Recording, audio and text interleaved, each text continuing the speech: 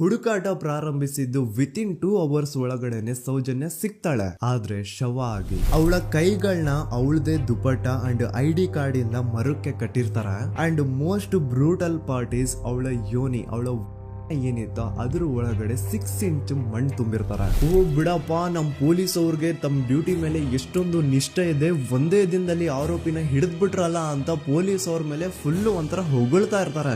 ಆದ್ರೆ ಪಾಪ ಜನರಿಗೆ ಎಲ್ಲಿ ಗೊತ್ತಿತ್ತು ಈ ಕೇಸ್ ನ ರಿಯಲ್ ಆರೋಪಿ ಬೇರೆ ಯಾರೋ ಇದಾರೆ, ಪೊಲೀಸ್ ಅವರೇ ಈ ಕೇಸ್ ನ ಮಿಸ್ಲೀಡ್ ಮಾಡೋದಕ್ಕೆ ಸುಮ್ನೆ ಸಂತೋಷ್ನ ಅರೆಸ್ಟ್ ಮಾಡಿದ್ದಾರೆ ಅಂತ. ಪೊಲೀಸ್ ಅವರು ಈ ಕೇಸ್ ಅಲ್ಲಿ ಕರಪ್ಟ್ ಆಗಿದ್ದಾರೆ, ಪೊಲೀಸ್ ಅವರೇ ಸತ್ಯ ಮುಚ್ಚಿಡ್ಲಿಕ್ಕೆ ಟ್ರೈ ಮಾಡ್ತಿದ್ದಾರೆ. ಹಾಗಾಗಿ ಈ ಕೇಸ್ ನ ಇನ್ಮುಂದೆ ಪೊಲೀಸ್ ಅವರಲ್ಲದೆ CBI ಅವರು ಇನ್ವೆಸ್ಟಿಗೇಷನ್ ಮಾಡಬೇಕು, ಈ ಕೇಸ್ ನ CBI ಒಪ್ಸಿ ಅಂತ ಅಗೇನ್ ಪ್ರೊಟೆಸ್ಟ್ ಗಳು ಸ್ಟಾರ್ಟ್ ಆಗ್ತವೆ. ಸೌಜನ್ಯ ಕೇಸ್ ಒಂದೇ ಅಲ್ಲ, ನಾರಾಯಣ ಹಾಗೂ ಯಮುನಾ ಕೇಸಲ್ಲೂ, ವೇದವಲ್ಲಿ ಕೇಸಲ್ಲೂ, ಆ ಬ್ಯಾಂಕ್ ಮ್ಯಾನೇಜರ್ ನ ಕೇಸಲ್ಲೂ ಹಾಗೂ ಪದ್ಮಲತಾ ಕೇಸಲ್ಲೂ ಸೀದಾ ಡೈರೆಕ್ಟ್ ಡೌಟ್ ಬರೋದೆ ಊರಿನ ಗೌಡ್ರ ಮೇಲೆ. ಸೌಜನ್ಯ ಕೇಸ್ ಬಿಟ್ಟು ಆ ಇನ್ನೊಂದು ಕೇಸ್ ಯಾವುದು, ಅದಕ್ಕೂ ಸಂತೋಷ್ಗೂ ಏನ್ ಸಂಬಂಧ, ಅದ್ರಲ್ಲಿ ಯಾಕೆ ಸಂತೋಷ್ನ ಪೊಲೀಸ್ ಅವರು ಫಿಟ್ ಮಾಡಿದ್ರು ಅಂತ ಪ್ರತಿಯೊಂದು ಹೇಳ್ತೀನಿ.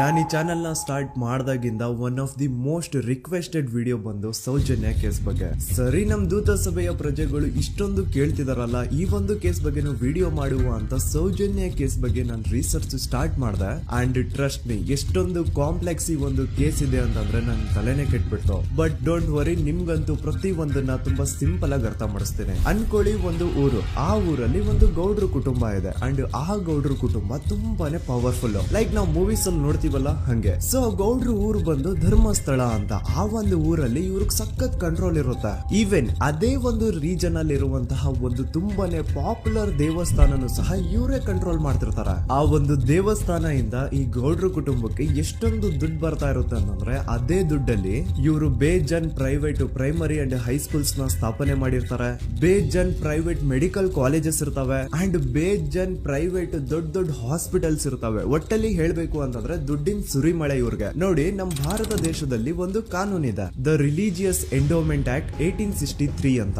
ಬೇಸಿಕಲಿ ಈ ಒಂದು ಕಾನೂನು ಏನ್ ಹೇಳುತ್ತೆ ಅಂತಂದ್ರೆ, ಭಾರತದಲ್ಲಿ ಯಾವ್ದೆಲ್ಲ ಹಿಂದೂ ಟೆಂಪಲ್ಸ್ ಇದಾವೋ ಅವೆಲ್ಲ ಗವರ್ಮೆಂಟ್ ಪ್ರಾಪರ್ಟಿ. ಆ ಹಿಂದೂ ಟೆಂಪಲ್ಸ್ ನ ಮ್ಯಾನೇಜ್ಮೆಂಟ್ ಎಲ್ಲ ಗವರ್ಮೆಂಟ್ ಕೈಗೆ ಹೋಗಿ ಗವರ್ಮೆಂಟ್ ಡಿಸೈಡ್ ಮಾಡುತ್ತೆ ಆ ಮ್ಯಾನೇಜ್ಮೆಂಟ್ ಅಲ್ಲಿ ಯಾರ್ ಕೆಲ್ಸಕ್ಕೆ ಇರಬೇಕು, ಯಾರ್ ಕೆಲ್ಸಕ್ಕೆ ಇರಬಾರ್ದು, ಅಂಡ್ ಆ ಟೆಂಪಲ್ ಇಂದ ಬರ್ತಿರುವಂತಹ ಡೊನೇಷನ್ ಅಮೌಂಟ್ ನ ಏನ್ ಮಾಡ್ಬೇಕು ಅಂತ. ಸೊ ಈ ಒಂದು ಕಾನೂನಿನ ಪ್ರಕಾರ ಗವರ್ಮೆಂಟ್ ಇಂಡಿಯಾದಲ್ಲಿ ಇರುವಂತಹ ಆಲ್ಮೋಸ್ಟ್ ಎಲ್ಲಾ ಹಿಂದೂ ಟೆಂಪಲ್ಸ್ ನ ತನ್ನ ಕಂಟ್ರೋಲ್ ಅಲ್ಲಿ ತಗೋತಾ ಇರ್ಬೇಕಾದ್ರೆ ಗವರ್ಮೆಂಟ್ ಅಫಿಷಿಯಲ್ಸ್ ಧರ್ಮಸ್ಥಳ ಶ್ರೀ ಮಂಜುನಾಥ ದೇವಸ್ಥಾನಕ್ಕೂ ರೀಚ್ ಔಟ್ ಮಾಡ್ತಾರೆ. ಅಂಡ್ ಆಗ ಇಷ್ಟು ದಿನ ಟೆಂಪಲ್ ನ ಕಂಟ್ರೋಲ್ ಮಾಡ್ತಿದ್ದಂತಹ ಆ ಗೌಡ್ರ ಕುಟುಂಬ ಏನ್ ಹೇಳುತ್ತೆ ಗೊತ್ತಾ, ಇಲ್ಲ ಇದು ಹಿಂದೂ ಟೆಂಪಲ್ ಅಲ್ಲ, ಇದು ಜೈನ್ ಫ್ಯಾಮಿಲಿಗೆ ಬಿಲಾಂಗ್ ಮಾಡುವಂತಹ ಒಂದು ಪ್ರೈವೇಟ್ ಟೆಂಪಲ್ ಅಂತ ಹೇಳ್ತಾರೆ. ನಾನ್ ಇಷ್ಟು ದಿನ ಧರ್ಮಸ್ಥಳ ಶ್ರೀ ಮಂಜುನಾಥ ದೇವಸ್ಥಾನ ಒಂದು ಹಿಂದೂ ಟೆಂಪಲ್ ಅಂತ ಅನ್ಕೊಂಡಿದ್ದೆ, ಆದ್ರೆ ಈಗಷ್ಟೇ ನನಗೂ ಗೊತ್ತಾಗಿದ್ದು ಇದು ಹಿಂದೂ ಟೆಂಪಲ್ ಅಲ್ಲ, ಇದು ಒಂದು ಜೈನ್ ಫ್ಯಾಮಿಲಿಗೆ ಬಿಲಾಂಗ್ ಮಾಡುವಂತಹ ಪ್ರೈವೇಟ್ ಜೈನ್ ಟೆಂಪಲ್ ಅಂತ.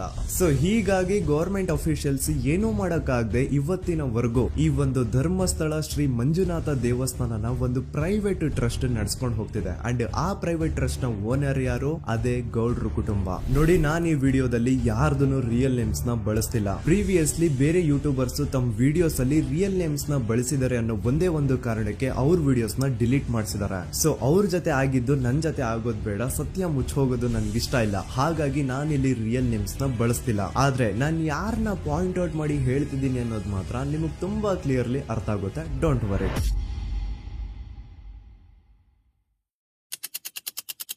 ದಿನಾಂಕ 9/10/2012, a very normal day for everyone except Soujanya. Dharmasthala ಹತ್ರ ಇರುವಂತಹ ಪಂಗಳ್ ಅನ್ನೋ ಒಂದು ಸಣ್ಣ ಹಳ್ಳಿಗೆ ಬಿಲಾಂಗ್ ಮಾಡುವಂತಹ ಸೌಜನ್ಯ ತುಂಬಾನೇ ಒಳ್ಳೆ ಹುಡುಗಿ. SDM ಕಾಲೇಜ್ ಆಫ್ ಉಜ್ರಿಯಲ್ಲಿ 2nd PUC ಓದ್ತಿದ್ದಂತಹ ಇವಳು ತುಂಬಾನೇ ಬ್ರೈಟ್ ಸ್ಟೂಡೆಂಟ್ ಕೂಡ. ಸೊ ಒಂದು ದಿನ ಅಂದ್ರೆ 9 ಅಕ್ಟೋಬರ್ 2012 ಬೆಳಿಗ್ಗೆ 7:30-8 ಗಂಟೆ ಹಾಗೆ ಆಸ್ ಯೂಶುವಲ್ ತನ್ನ ಕಾಲೇಜ್ ಹೋಗೋದಕ್ಕೆ ರೆಡಿ ಆಗ್ತಿರ್ತಾಳೆ. ಅವತ್ತು ಮಂಗಳವಾರದ ದಿನ ಅಂಡ್ ಅವತ್ತು ಲೋಕಲ್ ಫೆಸ್ಟಿವಲ್ ಬೇರೆ ಇರುತ್ತೆ, ಹೊಸ ಅಕ್ಕಿ ಅಂತ. ಈ ಒಂದು ಲೋಕಲ್ ಫೆಸ್ಟಿವಲ್ ದಿನ ಮನೆ ಒಳಗಡೆ ಏನೇ ಅಡುಗೆ ಮಾಡಿದ್ರು ಹೊಸ ಅಕ್ಕಿನೇ ಬಳಸಬೇಕು. ಸೊ ಹೊಸ ಅಕ್ಕಿ ತಂದು ಬ್ರೇಕ್ಫಾಸ್ಟ್ ನ ರೆಡಿ ಮಾಡೋಷ್ಟ್ರಲ್ಲಿ ಸೌಜನ್ಯ ಅವ್ರ ತಾಯಿ ತುಂಬಾ ಲೇಟ್ ಮಾಡ್ತಾರೆ. ಸೊ ಕಾಲೇಜ್ಗೆ ಲೇಟ್ ಆಗ್ತಿದೆ ಅಂತ ಈ ಸೌಜನ್ಯ ಟಿಫಿನ್ ಸಹ ಮಾಡದೆ ಹಾಗೆ ಹೋಗ್ತಾಳೆ. ಅವಳ ತಲೆಯಲ್ಲಿ ಏನಿತ್ತು ಅಂತಂದ್ರೆ, ಹೆಂಗೋ ಇವತ್ತು ಲೋಕಲ್ ಫೆಸ್ಟಿವಲ್ ಬೇರೆ ಇದೆ, ಹಾಗಾಗಿ ಮೇ ಬಿ ಕಾಲೇಜು ಬೇಗ ಬಿಡ್ಬೋದು, ಸೊ ಮಧ್ಯಾಹ್ನ ಡೈರೆಕ್ಟ್ ಮನೆಗೆ ಬಂದು ಊಟ ಮಾಡುವ ಬಿಡು ಅಂತ ಅವಳು ಅನ್ಕೊಂಡಿರ್ತಾಳೆ. ಆದ್ರೆ ಕಾಲೇಜ್ ಹೋಗಾದ್ಮೇಲೆ ಗೊತ್ತಾಗುತ್ತೆ ಅವತ್ತು ಅವಳಿಗೆ ಸ್ಪೆಷಲ್ ಕ್ಲಾಸಸ್ ಬೇರೆ ಇದೆ ಅಂತ. ಸೌಜನ್ಯ ಬ್ರೇಕ್ಫಾಸ್ಟ್ ಕೂಡ ಮಾಡಿರಲ್ಲ ಅಂಡ್ ಲಂಚ್ ಬಾಕ್ಸ್ ಕೂಡ ತಂದಿರಲ್ಲ. ಹಾಗಾಗಿ ಲಂಚ್ ಟೈಮ್ ಅಲ್ಲಿ ಸೌಜನ್ಯನ ಒಬ್ಳು ಫ್ರೆಂಡ್ ಜಾನ್ವಿ ತಾನ್ ತಂದಿರುವಂತಹ ಲಂಚ್ ಬಾಕ್ಸ್ ಅಲ್ಲಿ ಒಂದಿಷ್ಟು ಲಂಚ್ ನ ಆಫರ್ ಮಾಡ್ತಾಳ. ಆದ್ರೆ ಸೌಜನ್ಯ ಪರವಾಗಿಲ್ಲ ನೀನ್ ತಿನ್ನು, ನಾನ್ ಮನೆಗೆ ಹೋಗ್ಬಿಟ್ಟು ಊಟ ಮಾಡ್ಕೊಂತೀನಿ ಅಂತ ಹೇಳ್ತಾಳ. ಸುಮಾರು ಮಧ್ಯಾಹ್ನದ 3:45ಕ್ಕೆ ಕಾಲೇಜ್ ಬಿಡುತ್ತೆ. ಸೌಜನ್ಯ ಕಾಲೇಜ್ ಇಂದ ಬಸ್ ಅಲ್ಲಿ ಬಂದು ನೇತ್ರಾವತಿ ಬಸ್ ಸ್ಟಾಪ್ ಹತ್ರ ಇಳ್ಕೋತಾಳ. ಅವಳ ಜೊತೆ ಅವಳ ಕ್ಲಾಸ್ ಮೇಟ್ಸ್ ಅಂಡ್ ಫ್ರೆಂಡ್ಸ್ ಎಲ್ಲ ಇರ್ತಾರೆ. ಸೊ ಅವ್ರಿಗೆಲ್ಲ ಬಾಯ್ ಹೇಳ್ಬಿಟ್ಟು ಸೌಜನ್ಯ ತನ್ನ ಮನೆ ಕಡೆಗೆ ಹೊರಡ್ತಾಳ. ನೇತ್ರಾವತಿ ಬಸ್ ಸ್ಟಾಪ್ ಇಂದ ಸೌಜನ್ಯ ಮನೆಗೆ 20 ಮಿನಿಟ್ಸ್ ನ ವಾಕ್ ಇರುತ್ತೆ. ಮ್ಯಾಕ್ಸ್ ಟು ಮ್ಯಾಕ್ಸ್ 30 ಮಿನಿಟ್ ಹಿಡಿಬಹುದು. ಸೊ ಸೌಜನ್ಯ ನಡ್ಕೊಂಡು ಮನೆ ಕಡೆಗೆ ಹೋಗ್ತಾ ಇರ್ತಾಳೆ. ಒಂದ್ ಸ್ವಲ್ಪ ದೂರದಲ್ಲಿ ಪ್ರಕೃತಿ ಹಾಸ್ಪಿಟಲ್ ಅಂತ ಒಂದಿರುತ್ತೆ. ಅಲ್ಲಿನ ಸೆಕ್ಯೂರಿಟಿ ಗಾರ್ಡ್ ಸೌಜನ್ಯ ನಡ್ಕೊಂಡು ಹೋಗ್ತಾ ಇರೋದನ್ನ ನೋಡ್ತಾನೆ ಕೂಡ. ನಂತರ ಸೌಜನ್ಯ ಒಂದು 10 ನಿಮಿಷ ಹಂಗೆ ಮುಂದೆ ನಡ್ಕೊಂಡು ಹೋಗಾದ್ಮೇಲೆ ಸೌಜನ್ಯಗೆ ತನ್ನ ಮಾವ ಸಿಗ್ತಾರೆ. ಅವರು ಸೌಜನ್ಯನ ನೋಡಿ ಮಾತಾಡಿಸ್ತಾರೆ. ಯಾಕಮ್ಮ ಕಾಲೇಜಿಂದ ಇಷ್ಟು ಲೇಟ್ ಬರ್ತಿದ್ಯಾ ಅಂತ ಕೇಳ್ತಾರೆ. ಆಗ ಸೌಜನ್ಯ ಇಲ್ಲ ಮಾವ, ಕಾಲೇಜಲ್ಲಿ ಸ್ಪೆಷಲ್ ಕ್ಲಾಸ್ ಇತ್ತು ಹಾಗಾಗಿ ಲೇಟ್ ಆಗ್ಬಿಡ್ತು ಅಂತ ಹೇಳಿ ಒಂದೆರಡು ಮಾತಾಡಿಸಿ ನಂತರ ತನ್ನ ಮನೆ ಕಡೆ ತಾನು ಹೊರಡ್ತಾಳ. ಈಗ ಆ ಒಂದು ಪಾಯಿಂಟ್ ಇಂದ ಸೌಜನ್ಯಗೆ ತನ್ನ ಮನೆ ಹೋಗ್ಲಿಕ್ಕೆ 10 ನಿಮಿಷ ಬೇಕು. ಮ್ಯಾಕ್ಸ್ ಟು ಮ್ಯಾಕ್ಸ್ 20 ಮಿನಿಟ್ ಅನ್ಕೊಳ್ಳಿ. 3:45ಕ್ಕೆ ಕಾಲೇಜ್ ಬಿಟ್ರೆ ಅರೌಂಡ್ 4:30ಗೆ ಮನೇಲಿ ಇರ್ಬೇಕಾಗಿದ್ದು ಹುಡುಗಿ 6:30-7 ಗಂಟೆ ಆಗಿದ್ರು ಮನೆಗೆ ಸೇರಿರಲ್ಲ. ಸೊ ಮನೇಲಿ ಸೌಜನ್ಯ ಅವ್ರ ತಾಯಿಗೆ ಟೆನ್ಷನ್ ಸ್ಟಾರ್ಟ್ ಆಗುತ್ತೆ. ಏನಪ್ಪ ಈ ಹುಡುಗಿ ಎಷ್ಟೊತ್ತಾದ್ರೂ ಇನ್ನು ಮನೆಗ್ ಬಂದಿಲ್ವಲ್ಲ ಅಂತ. ಸೊ ಅವ್ರೇನ್ ಮಾಡ್ತಾರೆ, ಸೌಜನ್ಯ ಅವ್ರ ತಂದೆ ಕಾಲ್ ಮಾಡ್ಬಿಟ್ಟು ಹಿಂಗೆ 3:30-4 ಗಂಟೆಗೆ ಕಾಲೇಜಿಂದ ಮನೆಗ್ ಬರ್ತಿದ್ದಿದ್ ನಮ್ ಹುಡುಗಿ ಇವತ್ತು 7 ಗಂಟೆ ಆದ್ರೂ ಇನ್ನು ಮನೆಗ್ ಬಂದಿಲ್ಲ, ನೀವು ಸ್ವಲ್ಪ ಬೇಗ ಮನೆಗ್ ಬಂದು ವಿಚಾರಿಸಿ ಅಂತ ಗಾಬ್ರಿಲಿ ಹೇಳ್ತಾರೆ. ಸರಿ ಅಂತ ಸೌಜನ್ಯ ಅವ್ರ ತಂದೆ ಮನೆಗ್ ಬಂದ್ಬಿಟ್ಟು ಸೌಜನ್ಯನ ಫ್ರೆಂಡ್ಸ್ ಕ್ಲಾಸ್ ಮೇಟ್ಸ್ ಯಾರ್ದೆಲ್ಲ ಅವ್ರ ಹತ್ರ ನಂಬರ್ ಇರುತ್ತೋ ಅವ್ರಿಗೆಲ್ಲ ಕಾಲ್ ಮಾಡ್ಬಿಟ್ಟು ಸೌಜನ್ಯ ಬಗ್ಗೆ ಕೇಳ್ತಾರ. ನಮ್ ಹುಡುಗಿ ಏನಾದ್ರೂ ನಿಮ್ ಮನೆಗ್ ಬಂದಿದ್ದಾಳ ಅಮ್ಮ ಅಂತ. ಆದ್ರೆ ಸೌಜನ್ಯನ ಫ್ರೆಂಡ್ಸ್ ಅಂಡ್ ಕ್ಲಾಸ್ ಮೇಟ್ಸ್ ಎಲ್ಲ ಇಲ್ಲ ಅಂಕಲ್ ನಮ್ ಮನೆಗಂತೂ ಸೌಜನ್ಯ ಏನು ಬಂದಿಲ್ಲ, ಅವಳು ಬಸ್ ಸ್ಟಾಪ್ ಇಂದ ಸೀದಾ ನಿಮ್ ಮನೆ ಕಡೆಗೇನೆ ಹೊರಟ್ಲಲ್ವಾ, ಯಾಕೆ ಇನ್ನೂ ಬಂದಿಲ್ವಾ ಅಂತ ಕೇಳ್ತಾರ.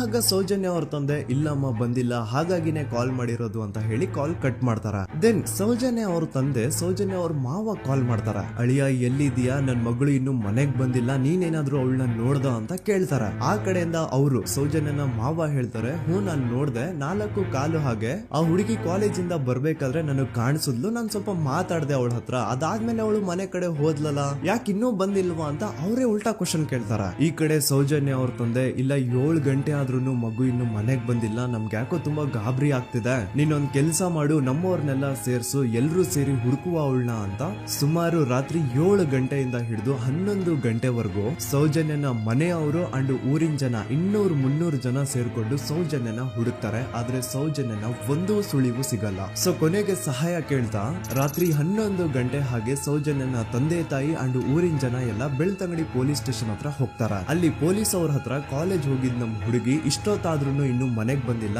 ಎಷ್ಟು ಹುಡುಕಿದ್ರು ಸಿಗ್ತಾ ಇಲ್ಲ, ಸೊ ಪ್ಲೀಸ್ ಒಂದು ಮಿಸ್ಸಿಂಗ್ ರಿಪೋರ್ಟ್ ನ ಫೈಲ್ ಮಾಡಿ ನಮ್ ಹುಡುಗಿನ ಹುಡುಕೊಡಿ ಅಂತ ಕೇಳ್ಕೊತಾರ. ಆದ್ರೆ ಪೊಲೀಸ್ ಅವರು ಒಪ್ಪಲ್ಲ. ಇಲ್ಲ ಯಾವುದೇ ಪರ್ಸನ್ ಮಿಸ್ಸಿಂಗ್ ಆದ್ರೆ ಆಫ್ಟರ್ 24 ಅವರ್ಸ್ ಆದ್ಮೇಲೆನೆ ರಿಪೋರ್ಟ್ ಫೈಲ್ ಮಾಡಕ್ಕಾಗೋದು. ಸೊ ನೀವ್ ಒಂದ್ ಕೆಲ್ಸ ಮಾಡಿ, ಈಗ ಮನೆಗ್ ಹೋಗಿ ನಾಳೆ ಬೆಳಿಗ್ಗೆವರೆಗೂ ನೋಡಿ, ನಾಳೆ ಬೆಳಿಗ್ಗೆವರೆಗೂ ನಿಮ್ ಮಗಳು ನಿಮ್ ಮನೆಗ್ ಬಂದಿಲ್ಲ ಅಂತಂದ್ರೆ ಆಗ ಬಂದ್ಬಿಟ್ಟು ಮಿಸ್ಸಿಂಗ್ ರಿಪೋರ್ಟ್ ನ ಫೈಲ್ ಮಾಡಿಸಿ ಅಂತ ಹೇಳಿ ಕಳಿಸ್ತಾರ. ಆಗ ಆಲ್ಮೋಸ್ಟ್ ಮಿಡ್ ನೈಟ್ ಆಗಿರೋದ್ರಿಂದ ಅಂಡ್ ಮಳೆ ಬೇರೆ ತುಂಬಾ ಜೋರಾಗಿ ಬರ್ತಾ ಇರುತ್ತೆ. ಸೊ ಈ ಸಿಚುವೇಶನ್ ಅಲ್ಲಿ ಸೌಜನ್ಯನ ಹುಡುಕ್ಲಿಕ್ಕೆ ಆಗಲ್ಲ. ನಾಳೆ ಬೆಳಿಗ್ಗೆ ಸೇರ್ಕೊಂಡು ಅಗೇನ್ ಎಲ್ರು ಸೌಜನ್ಯನ ಹುಡುಕುವ ಅಂತ ಸೌಜನ್ಯನ ಮನೆಯವರು ಅಂಡ್ ಊರಿನ ಜನ ಎಲ್ರು ತಮ್ಮ ಮನೆಗೆ ಹೋಗ್ಬಿಡ್ತಾರ. ನೆಕ್ಸ್ಟ್ ದಿನ ಅಂದ್ರೆ 10 ಅಕ್ಟೋಬರ್ 2012 ಬುಧವಾರದ ದಿನ ಬೆಳಿಗ್ಗೆ 10 ಗಂಟೆ ಹಾಗೆ ಸೌಜನ್ಯನ ಮನೆಯವರು ಅಂಡ್ ಊರಿನ 200-300 ಜನ ಸೇರ್ಕೊಂಡು ಅಗೇನ್ ಸೌಜನ್ಯಗೋಸ್ಕರ ಹುಡುಕಾಟ ಸ್ಟಾರ್ಟ್ ಮಾಡ್ತಾರ. ಹುಡುಕಾಟ ಪ್ರಾರಂಭಿಸಿದ್ದು ವಿತಿನ್ 2 ಅವರ್ಸ್ ಒಳಗಡೆನೆ ಸೌಜನ್ಯ ಸಿಗ್ತಾಳೆ. ಆದ್ರೆ ಶವ ಆಗಿ ಆ 200-300 ಊರಿನ ಜನ ಎಲ್ಲ ಸೇರ್ಕೊಂಡು ಏನ್ ಸೌಜನ್ಯನ ಹುಡುಕ್ತಾ ಇದ್ರು ಅದರಲ್ಲಿ ಯಾರೋ ಒಬ್ರಿಗೆ ಸೌಜನ್ಯನ ಮನೆಯಿಂದ ಕೇವಲ 10 ನಿಮಿಷ ದೂರದಲ್ಲಿರುವಂತಹ ಒಂದು ಹಳ್ಳನ ದಡದಲ್ಲಿ ಸೌಜನ್ಯನ ಮೃತದೇಹ ಸಿಗುತ್ತಾ.